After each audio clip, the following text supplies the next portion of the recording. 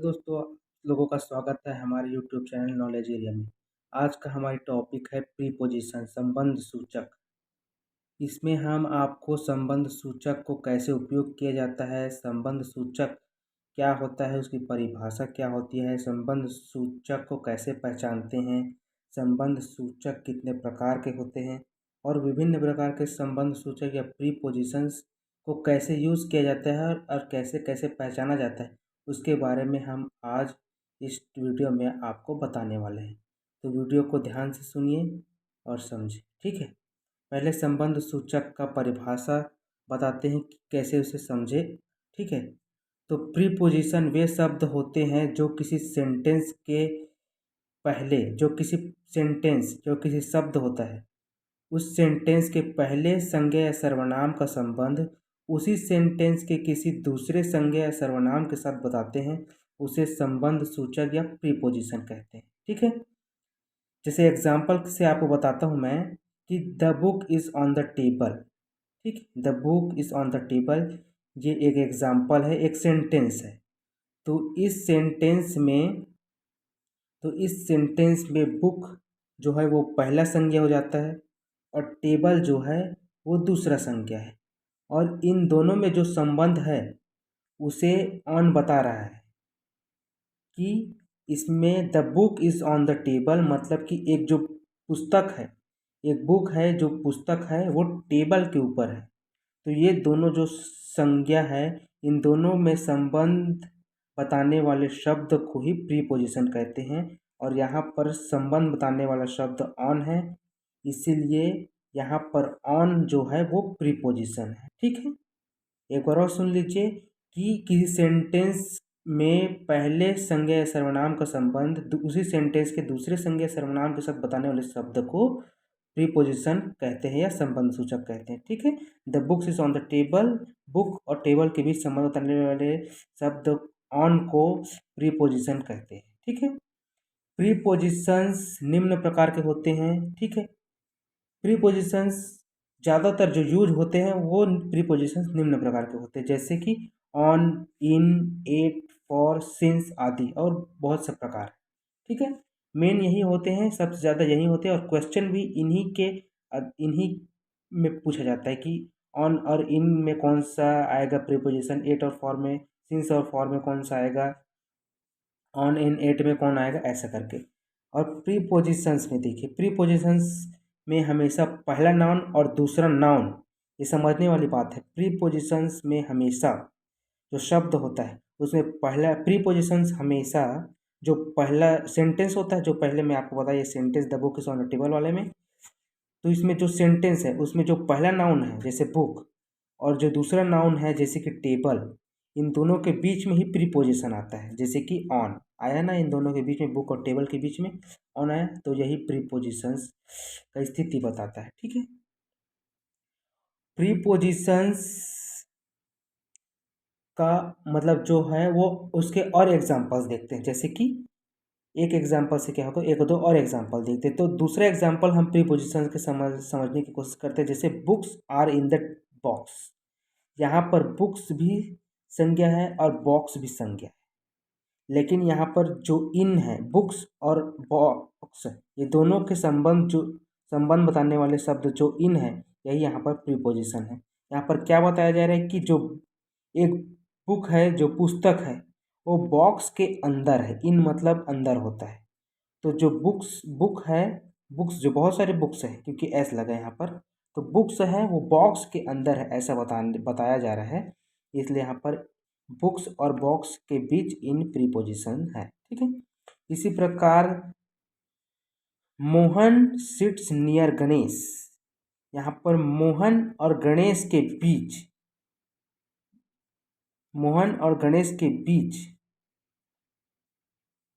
Near जो है ये प्रीपोजिशन है, ठीक है। मोहन और गणेश के बीच जो नियर है वो यहाँ पर प्रीपोजिशन जो बता रहा है कि मोहन गणेश के पास बैठा है, ऐसा। तो यहाँ पर मोहन भी संज्ञा है, गणेश भी संज्ञा है, और इन दोनों के बीच जो संबंध बताया जा रहा है, दोनों संज्ञाओं के बीच जो संबंध बता रहा है वो नियर है, कि उसके पास बैठा है, तो यहाँ पर प्रीपोजिशन है, ठीक है। तो प्रीपोजिशंस के प्रकार के बारे में जान लेते हैं। प्रीपोजिशंस 3 प्रकार के होते हैं, सिंपल प्रीपोजिशंस, कंपाउंड प्रीपोजिशंस और फ्रेज प्रीपोजिशन। ठीक है, सबसे ज़्यादा यूज सिंपल प्रीपोजिशंस होते हैं, जिसमें आते हैं on, at, in, for, since. ठीक है, कंपाउंड प्रीपोजिशन वो होते हैं जिसमें कोई एडजेक्टिव होता है, जैसे कि आप ब्यूटीफुल हैं, आप बहुत लंबी हैं, आप बहुत सुंदर हैं, ब्यूटीफुल हैं, आप बहुत इंटेलिजेंट है। तो इन सब में ए या ए बी जोड़कर उसके सामने में ए या बी जोड़कर कंपाउंड प्रीपोजिशंस में एडजेक्टिव जो विशेषण होता है उसमें, मतलब आप ब्यूटीफुल हैं, आप लंबी हैं, आप छोटी हैं, इन सब में जो इंग्लिश का जो वर्ड होता है उस वर्ड में ए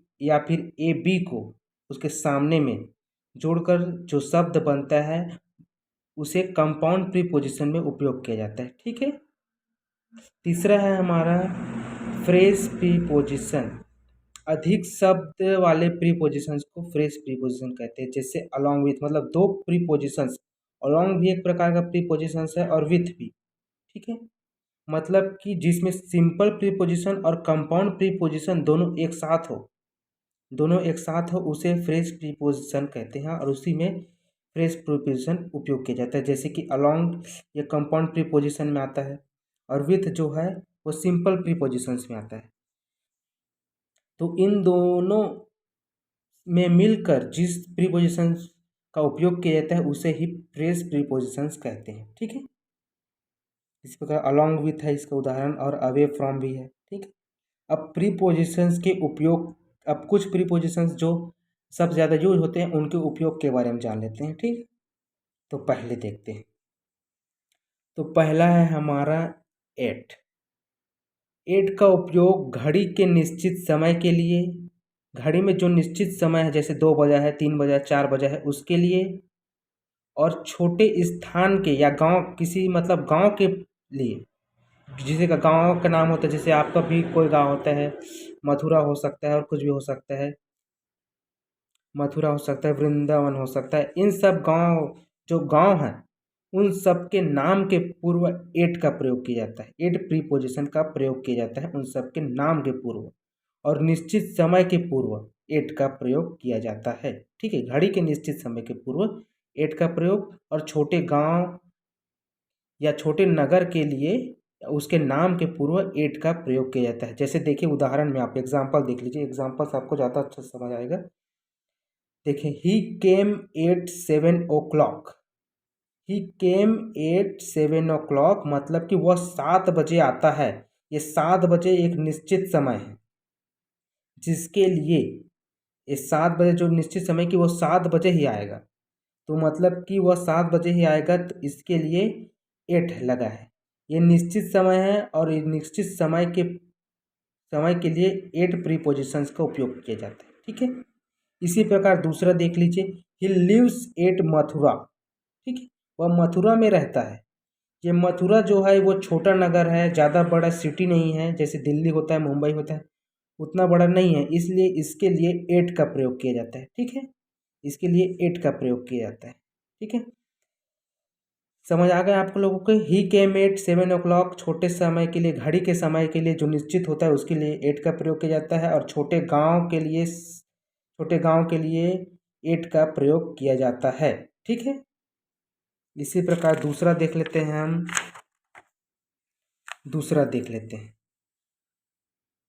तो दूसरा है हम लोगों का इन। तो इन प्रीपोजिशन का प्रयोग होता है माह के नाम के पूर्व, वर्ष के नाम के पूर्व, वस्तु के अंदर होने पर किया जाता है, और शहर के नाम के पूर्व किया जाता है, शहर के नाम के पूर्व। तो फिर से पढ़ लेते हैं, माह के नाम के पूर्व, वर्ष के नाम के पूर्व, वस्तु के अंदर होने पर किया जाता है, और शहर के नाम के पूर्व भी किया जाता है इनका प्रयोग। ठीक है, इन प्रीपोजिशन का प्रयोग। तो इसके एग्जाम्पल देख लेते हैं। ही केम इन जुलाई, ये माह का नाम है जुलाई, तो उसके पहले भी उसके लिए इन प्रीपोजिशंस का प्रयोग होता है। अगर माह का नाम आता है, मतलब माह मतलब मंथ का, तो उसके पहले इन प्रीपोजिशंस का प्रयोग होता है।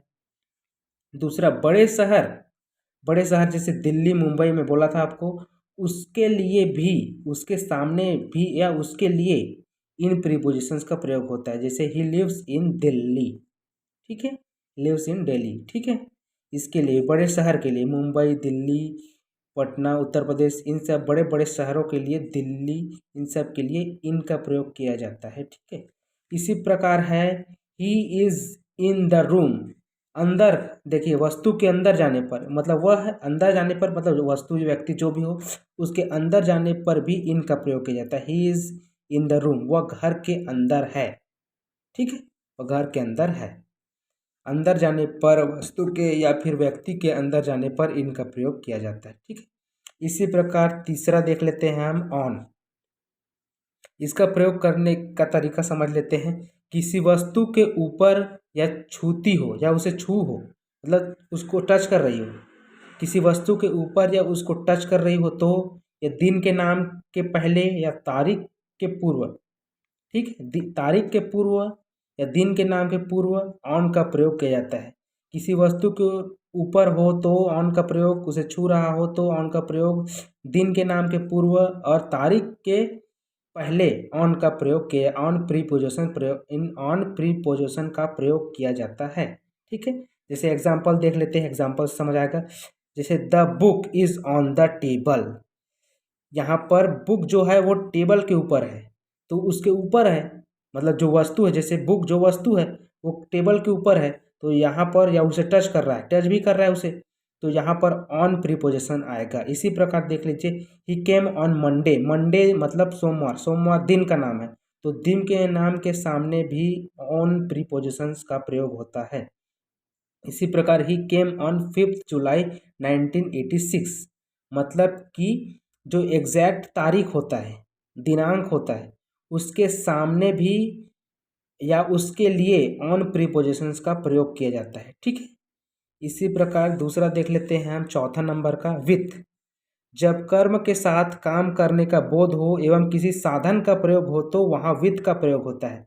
जब कोई कार्य कर रहे हैं आप और उसे आप जान रहे हैं कि मैं यह कार्य कर रहे हैं, आप लिख रहे हैं, खा रहे हैं, पी रहे हैं, जो भी कर रहे हैं आप, और जिस साधन के साथ कर रहे हैं, किसी साधन का प्रयोग करके कर रहे हैं, तो वहाँ पर विथ प्रीपोजिशंस का प्रयोग होता है। जैसे एग्जाम्पल देख लिए, he writes with a pen, वह पेन के साथ लिख रहा है, ठीक है, वह पेन के साथ लिख रहा है, ठीक है। इसी प्रकार पांचवा देखते हैं, फॉर, ठीक है। अनिश्चित समय अवधि के पूर्व, अनिश्चित समय अवधि के शब्द के पूर्व फॉर का प्रयोग किया जाता है। अनिश्चित समय अवधि के पूर्व मतलब कि आपको समझ, मतलब पता नहीं चल रहा है कि निश्चित समय नहीं है। जैसे कि आप, मैं उदाहरण देकर बताऊंगा। निश्चित समय होता है जैसे कि 2 बजे से वह खा रहा है या पी रहा है, जो भी कार्य कर रहा है, लेकिन 2 बजे से ही स्टार्ट किया है ना।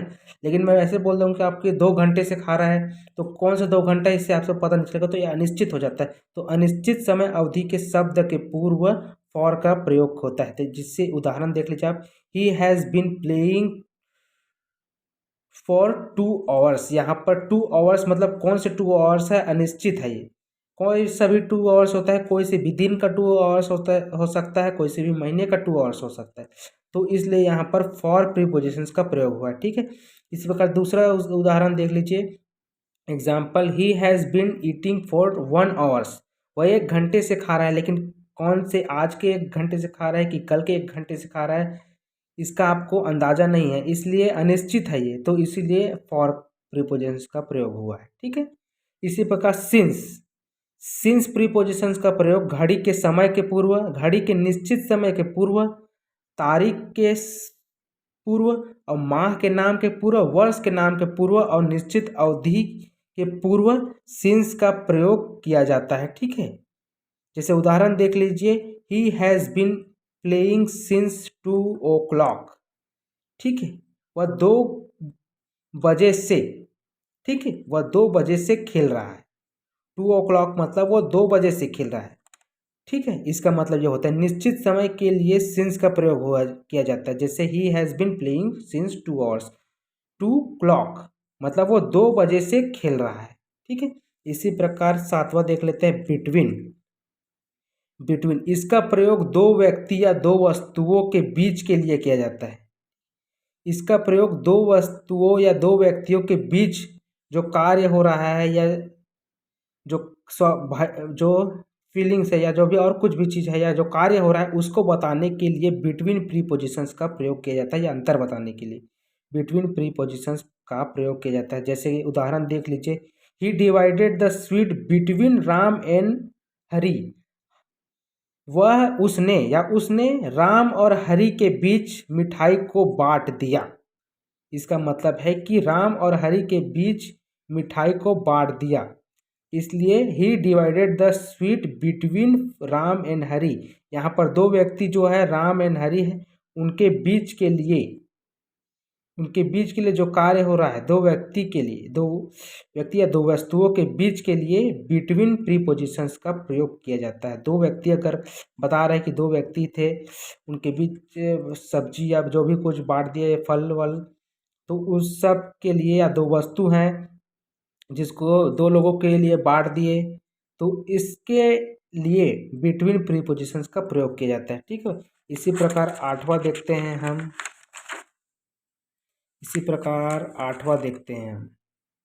तो आठवां है हम लोगों का इनटू। ठीक, आठवां है हम लोगों का इनटू। जब बाहर से कोई व्यक्ति अंदर आ रहा है या कोई वस्तु अंदर आ रहा है तो उस पर इनटू प्रीपोजिशंस का प्रयोग होता है। जैसे एग्जांपल देख लीजिए आप, ही रेन इनटू द रूम। वह रूम के अंदर दौड़ रहा है, तो रूम के अंदर जा रहा है, अभी गया नहीं है पूरा, उसके अंदर जा रहा है, बाहर से अंदर जा रहा है। ठीक है, वह बाहर से अंदर जा रहा है, वह रन इनटू द रूम, वह कमरे के अंदर दौड़ रहा है, तो वह जा रहा है, इसलिए इनटू का प्रयोग किया जाता है। जब कोई वस्तु या व्यक्ति बाहर से अंदर जाता है तो वहां पर इनटू प्रीपोजिशंस का प्रयोग होता है। ठीक है, इसी प्रकार नौवां है इन फ्रंट ऑफ, सामने की स्थिति में हो तो। इन फ्रंट मतलब सामने, तो सामने की स्थिति में हो तो इन फ्रंट ऑफ प्रीपोजिशंस का प्रयोग होता है। जैसे देख लीजिए, the tree is in front of the house. जो पेड़ है वो घर के सामने है। The tree is in front of the house, जो पेड़ है वो घर के सामने है, इसलिए यहाँ पर ट्री और हाउस के बीच इन फ्रंट ऑफ प्रीपोजिशंस का प्रयोग किया गया है, क्योंकि जो ट्री है वो घर के सामने है, तो सामने की स्थिति में हो तो इन फ्रंट ऑफ प्रीपोजिशंस का प्रयोग किया जाता है। ठीक है, इस प्रकार 10वां है बिहाइंड, पीछे की स्थिति में हो तो बिहाइंड प्रीपोजिशंस का प्रयोग होता है। जैसे the tree is behind the house, यहाँ पर ट्री और हाउस के बीच बिहाइंड प्रीपोजिशंस है, क्योंकि यहाँ पर जो ट्री है वो घर के पीछे है, तो पीछे की स्थिति होने पर बिहाइंड प्रीपोजिशंस का उपयोग किया जाता है। जैसे ट्री अगर सामने में है तो इन फ्रंट ऑफ का, और पीछे में है, जो ट्री जो पीछे में है या घर जो पीछे में है होगा, तो ये यहाँ पर ट्री पीछे में है तो इसके लिए बिहाइंड प्रीपोजिशंस का प्रयोग किया गया है कि ट्री जो है वो घर के पीछे है, ऐसा करके। ठीक है, इसी पर 11वां है बाई, निश्चित समय सीमा के लिए व वाहनों में जाने पर बाय प्रीपोजिशंस का प्रयोग किया जाता है। ठीक है, निश्चित समय सीमा के लिए व वाहनों से जाने पर बाय प्रीपोजिशंस का प्रयोग किया जाता है। जैसे एग्जांपल देख लीजिए आप, he went to Bhopal by train, वह भोपाल जा रहा है ट्रेन से। यहाँ पर बताया जा रहा है कि मैं भोपाल जा रहा हूँ या वह भोपाल जा रहा है, वह भोपाल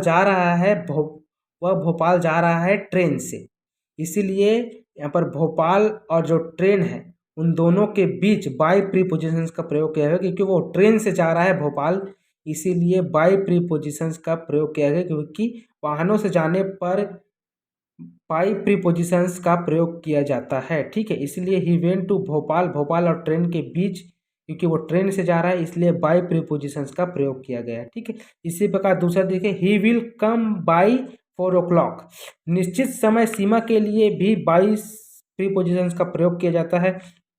तो यहाँ पर निश्चित समय सीमा है 4 o'clock की, 4 बजे, वह 4 बजे आएगा, ये निश्चित समय है कि वह 4 बजे ही आएगा, इसीलिए he will come by 4 o'clock, इसलिए ही और ही के लिए मतलब उसके लिए, और निश्चित समय है इसीलिए 4 o'clock है, 4 o'clock मतलब 4 बजे ही आएगा, निश्चित है ये, इसीलिए बाई प्रीपोजिशंस का प्रयोग किया गया। इसी प्रकार 12वां है फ्रॉम, समय के पूर्व व आरंभिक स्थान में, समय के पूर्व, ठीक है, और आरंभिक स्थान एवं कार्य एवं दो व्यक्तियों के बीच में होने वाले काम को या फिर कोई विवाद जो भी हो आदि के लिए, या फिर आप किसी स्थान से आरंभ कर रहे हैं अपना कार्य, या किसी स्थान से आप आ रहे हैं या जा रहे हैं, उस स्थान को बताने के लिए या उस स्थान से संबंध बताने के लिए फ्रॉम प्रीपोजिशंस का प्रयोग होता है। जैसे देखिए example, he works from 7 AM daily, ठीक है, समय अवधि बताने के लिए भी किया जाता है। देखिए समय के पूर्व के लिए, तो he works from 7 AM daily, वह 7 बजे से कार्य कर रहा है, ठीक है, वह 7 बजे से कार्य कर रहा है, वो डेली मतलब रोजाना, वो रोजाना 7 बजे से कार्य करता है, ठीक है। ये तो इसके लिए समय अवधि रोजाना है, समय के पूर्व के लिए, इसके लिए भी फ्रॉम प्रीपोजिशंस का प्रयोग किया जाता है। दूसरा एग्जांपल है, he will begin the work from 10 o'clock, वह काम में 10 बजे वापस आ जाएगा, ठीक है, या वह 10 बजे काम शुरू कर देगा। He will begin the work from 10 o'clock, वह 10 बजे काम शुरू कर देगा, ठीक है, वह 10 बजे काम शुरू कर देगा, ये भी निश्चित समय है। तो निश्चित समय में भी समय के पूर्व जो भी समय, ये भी निश्चित समय है ना, 10 o'clock। तो फ्रॉम का भी मतलब निश्चित समय या आरंभ किए हुए समय के पूर्व, आरंभ किए गए समय या स्थान के लिए भी या कार्य के लिए भी फ्रॉम का प्रयोग होता है।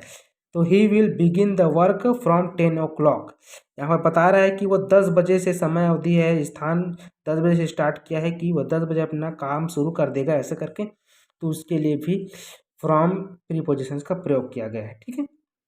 इसी प्रकार है 13वां, ठीक है, 13वां, अमंग, दो से अधिक व्यक्तियों के बीच के लिए अमंग प्रीपोजिशंस का प्रयोग होता है। वहाँ पर 2 व्यक्ति थे तो उनके लिए बिटवीन का प्रयोग किया गया था। यहाँ पर 2 से अधिक व्यक्ति बता रहा है, 2 से अधिक व्यक्ति के बीच हो तो अमंग का प्रीपोजिशंस का प्रयोग किया जाता है। एग्जाम्पल देख लीजिए, he runs among the boys, वह लड़कों के बीच दौड़ रहा है।